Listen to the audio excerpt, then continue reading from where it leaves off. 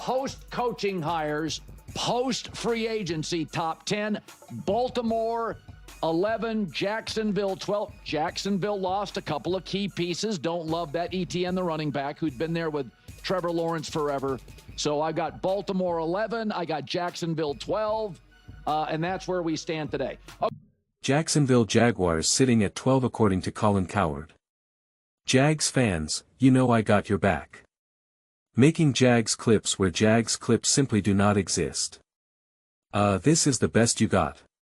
This is the best you got from the herd right now. A little bit of an afterthought. So yeah, I saw this because I saw the top 10. I've been breaking down all the teams, especially since Colin Cowherd has been on vacation. And you know, so I figured this would be a fun way to kind of keep it going until he comes back, which I assume will be on Monday. Fingers crossed. But so I knew that he put Jax at 12 and I saw that and I was just like, it's interesting because he does that with his top 10s, right? When he does his herd hierarchies and whatnot, he'll occasionally start to name like teams that are like 11, 12, 13 or something. And you know what I find interesting about a team like the Jags is that the Jags got really hot obviously last season and there was so much momentum there, especially after they beat the Denver Broncos. People were really starting to believe in them, right? There was like a genuine belief of, hey, we can like this team can win. This team is legit. This team is you don't want to face them. And now they have a pretty normal off-season, right? Like nothing crazy. And you know, as we learned, it's not ETN, it's ACAN or something. I forget exactly how he phrased it. I still want to call him ETN. I'll be honest with you. But you lose him. I'm going just call him. Which again, don't get me wrong, it's a thing, but it's not like this is a team that now just got cut in half. And this is why this is one of the takes that I repeat so regularly, especially during the off-season because I firmly believe it and I believe it stands the test of time. I don't see how it could ever really be broken. This is why you need your team to be well run. It's not about just the players. You've got to be able to constantly continue, right? It's one of those things where, you know, if you're walking down a path or you're using like a ladder or whatever and you need to take the thing behind you and put it in front of you and take a step and then you take it behind you, take a step behind you, take a step, you know, otherwise then you just fall. And so as long as your team is well run, then you are in a position to be competitive because it can't just be the individual players. And that's why then coaching to me is really arguably more important than even a quarterback, etc. Like don't get me wrong, you're going to be a better team obviously when you have a great quarterback, when you have an elite quarterback, all that good stuff. But the coach is the one that is there to juggle and make everything make sense. Trevor Lawrence has been here for years with the Jags, right? Liam Cohen is the one who's in a position to really be the difference maker just by virtue of maximizing a Trevor Lawrence, but then losing and gaining random players, ideally if you're a Jags fan, for the next 30 years at the head of, you know, Liam Cohen's, guidance.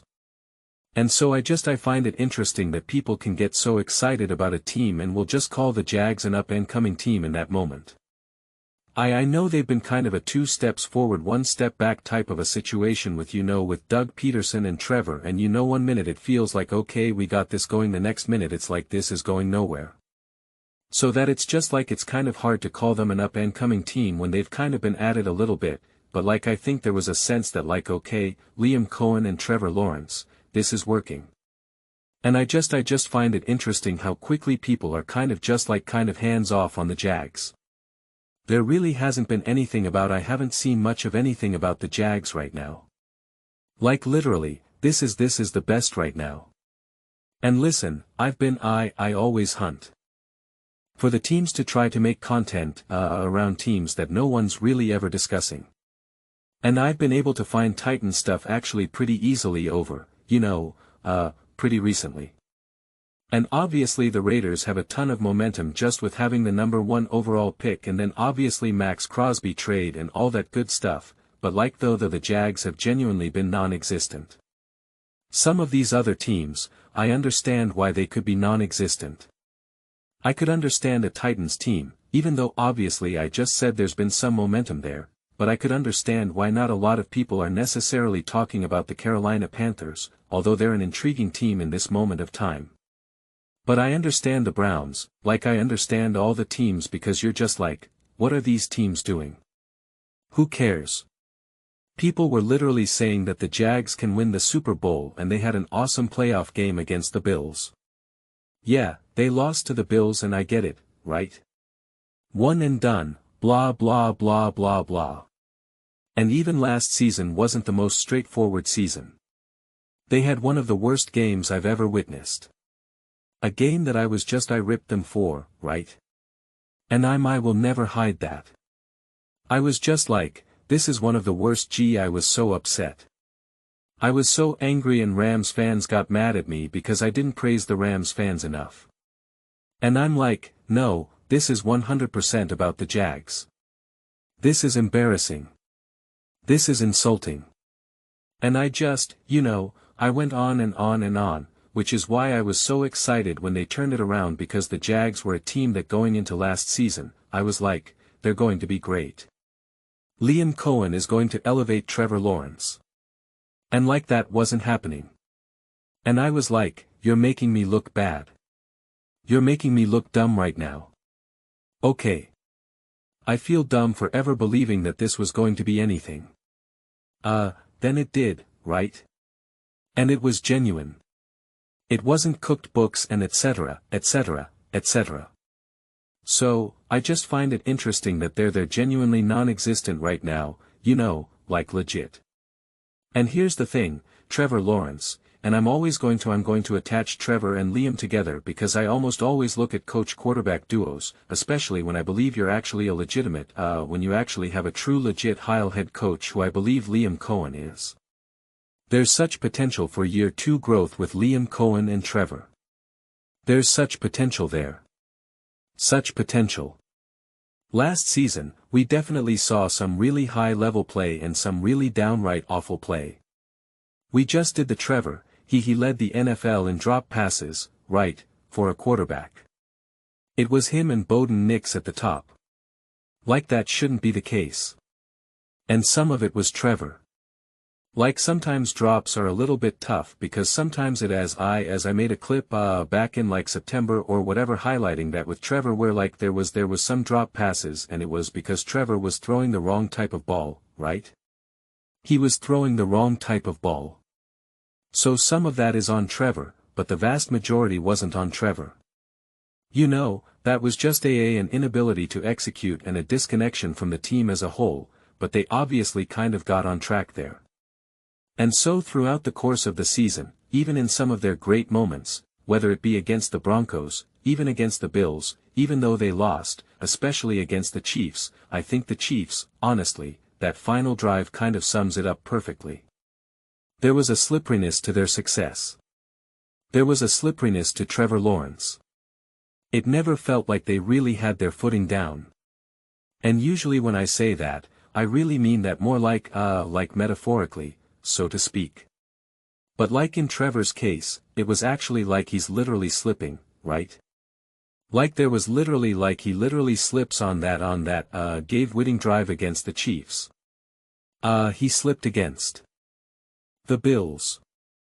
And so like, I don't really mean it as to him like slipping, although it's a perfect representation where it was like there was a lack of smoothness.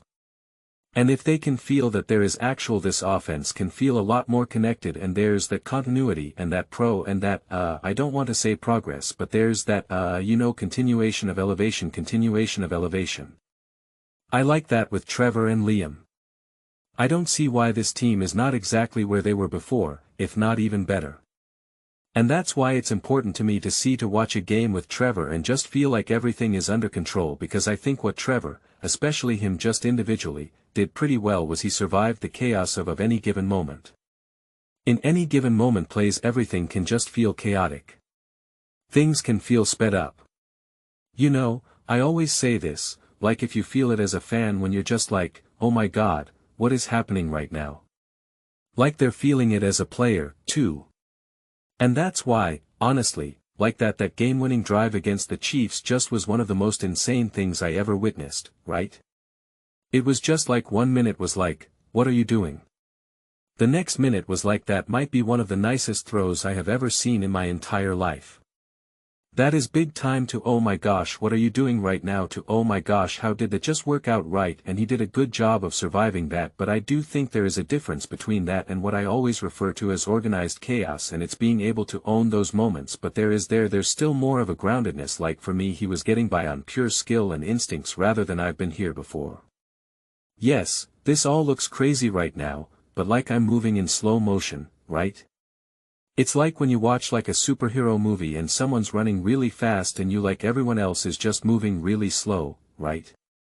Like that to me is organized chaos, and it's just like yes, all this stuff is kind of going nuts and you're like, what's going on? What's happening? But it's just like you're still completely under control. You're still completely under control. And they didn't do that enough, which is interesting because I do think the Jags were such a prepared team. And again, they highlighted that especially against the Broncos.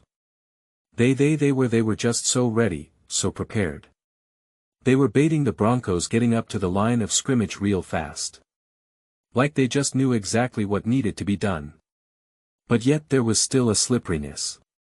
It was almost like they were learning how to play in organized chaos, but they were like still rehearsing it.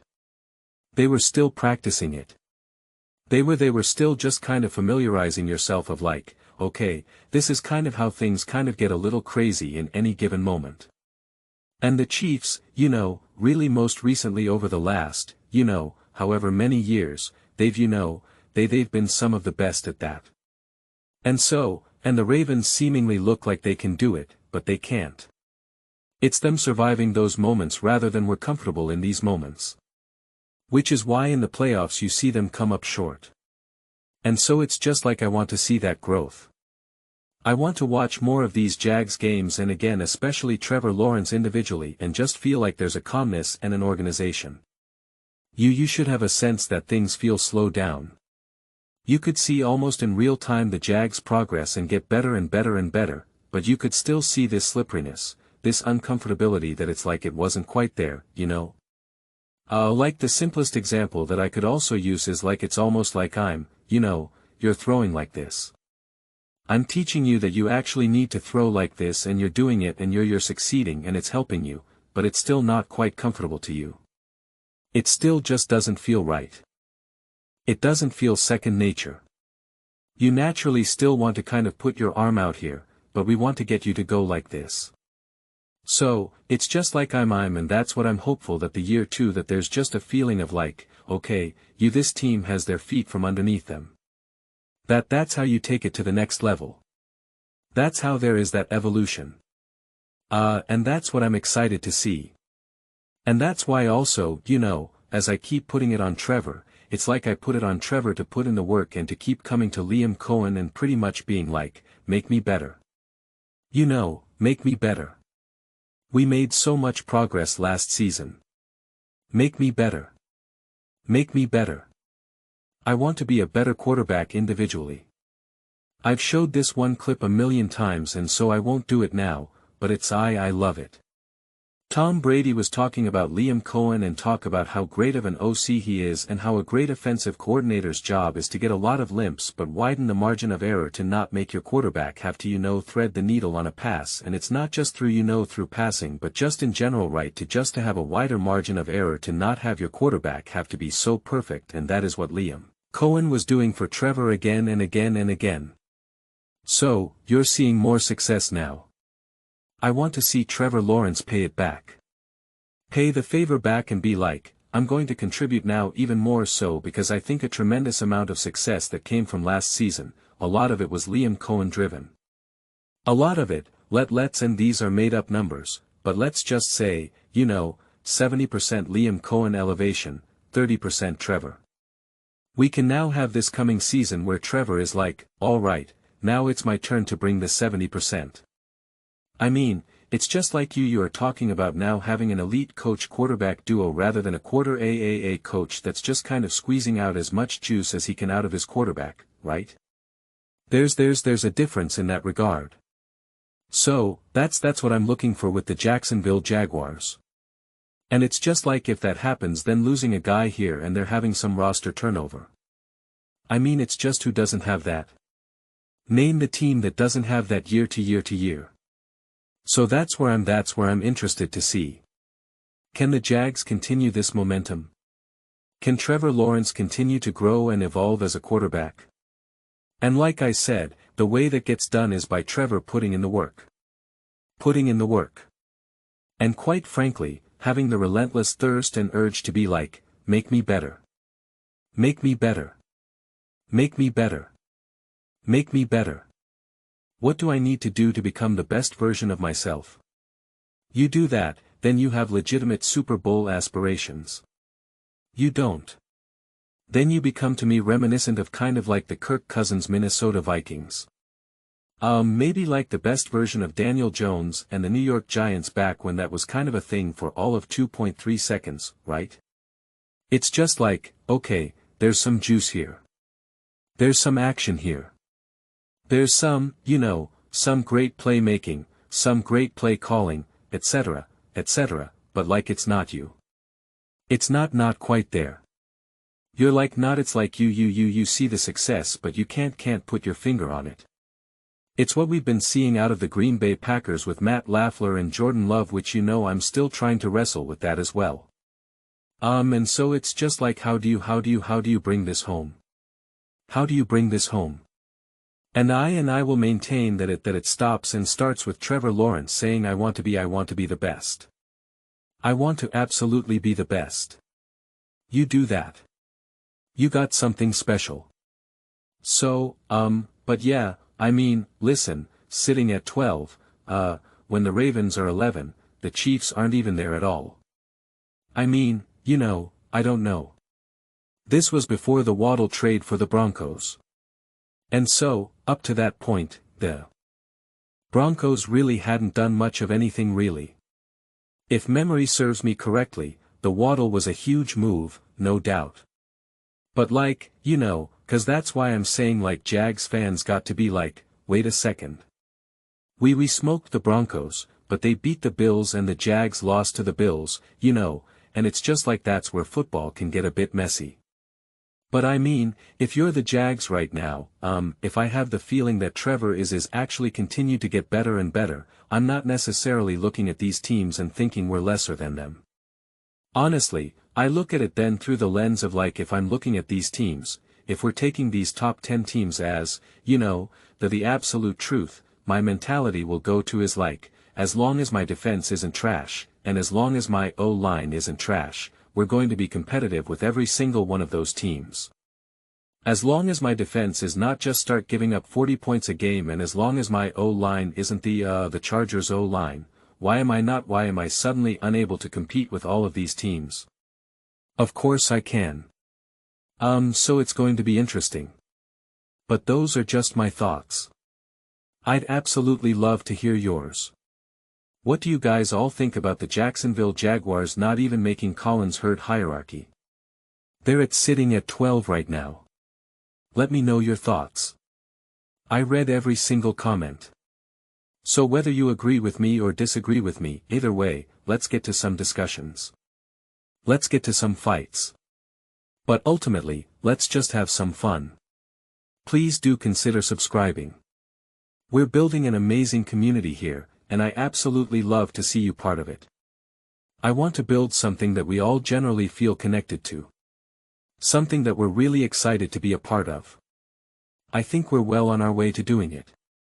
Please don't forget to give this video a thumbs up as it really does help visibility and the algorithm. Thank you so much. See you next time.